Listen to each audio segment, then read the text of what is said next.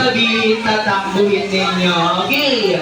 Okay, kung sino po makakuha ng baso, sila na ang panalo for this game. Kaya nagkagalingan, kids.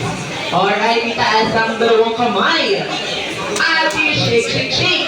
Ang unang hawakan ay paa, tuhod, balikat, ulo, balikat, ulo.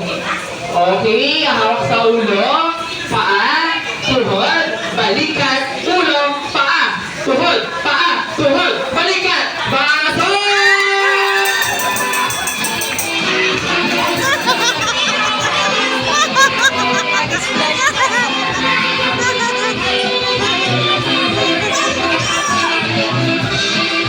Ayan, congratulations sa mga kids!